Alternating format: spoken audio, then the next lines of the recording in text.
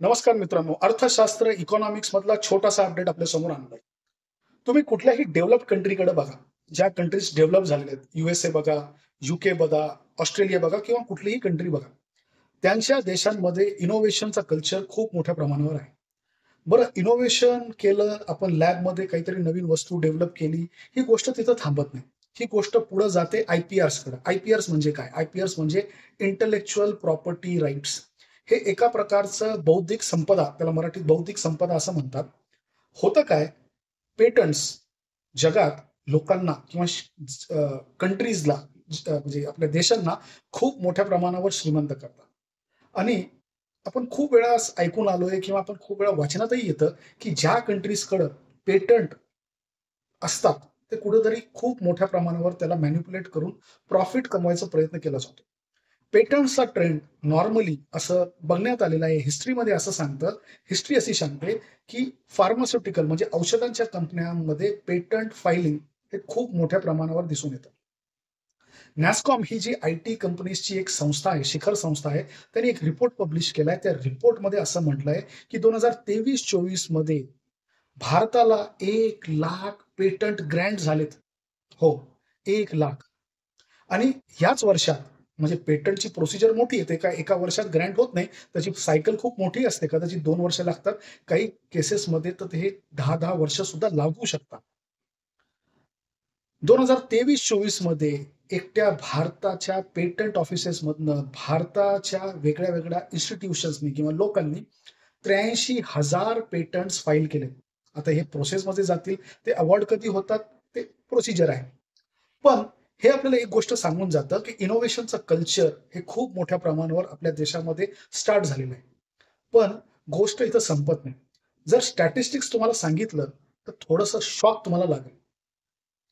जगभरात जेवढे patents file होतात, त्याच्यात भारताचा हिस्सा फक्त 2% आहे. हो, फक्त 2%. कुठेतरी आपल्या देशांमध्ये, आपल्या विद्यापीठांमधनं, आपल्या स्कूलमधनं सायंटिस्ट लोकांनी, रिसर्चर्सनी, इनोव्हेटर्सनी पेटंट फायलिंगकडे लक्ष द्यायला पाहिजे.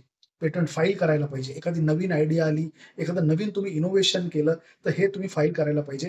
याचं कारण असं होतं, की जर तुम्ही पेटंट फाईल केलं आणि ते तुम्हाला अवॉर्ड झालं, तर त्याच्या मागचं इकॉनॉमिक्स हा खूप मोठ्या प्रमाणावर तुम्हाला तर फायदा देतोच, पण तुमच्या देशाला सुद्धा त्याचा खूप मोठ्या प्रमाणावर फायदा होतो. आणि नक्कीच ज्या विद्यापीठामधनं काही प्रोफेसर्सनी जर ते फाईल केलं, तर त्या विद्यापीठाला नामांकनात किंवा त्यांच्या रँकिंग्समध्ये सुद्धा खूप मोठ्या प्रमाणावर फायदा झाल्याचं दिसून येतं.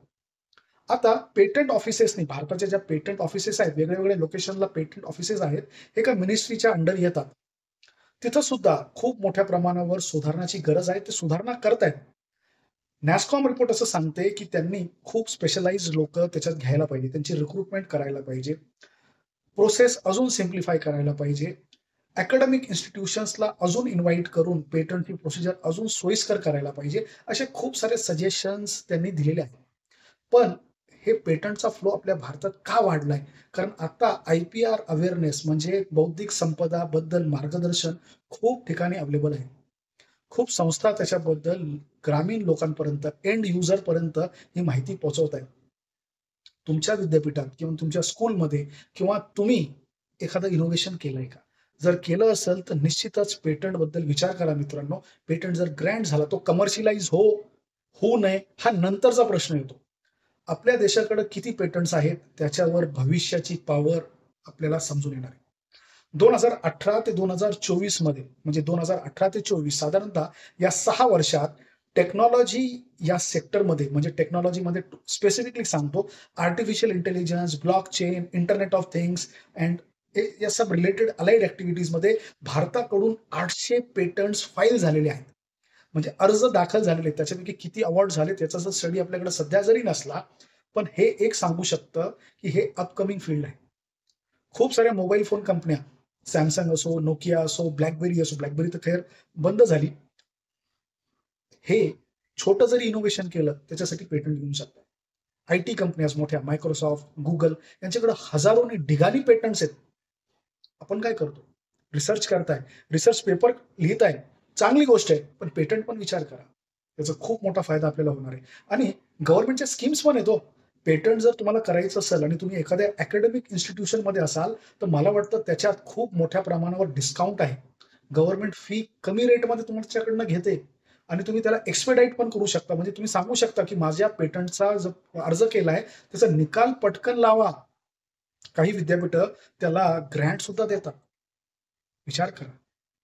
आपल्या देशासाठी खूप महत्वाची गोष्ट आहे. तर इकॉनॉमिक्स आणि पेटंट त्याच्यात जवळचा रिलेशन आहे. ओके. काही डेव्हलप्ड कंट्रीजचा इतिहास बघा. पेटंट मिळवले म्हणून इंडस्ट्रियल रिव्होल्यूशन त्यांनी केलेलं आहे. आपण याच्यात मागं राहता कामा नये. ओके. आपल्याला आपल्या देशाला डेव्हलप झालेलं बघायचं लवकरात लवकर. तर आज इकॉनॉमिक्सचा हा अपडेट इथंच थांबूया. बघतोय मी खूप जण व्हिडिओ बघतायत, लाईक करतायत, पण सबस्क्राईब करत नाही. तसं नका करू. करून टाका. परत भेटूया. तोपर्यंत लाईक करा, शेअर करा, सबस्क्राईब करा आणि सगळ्यात महत्त्वाचं भेटत राहा. नमस्कार.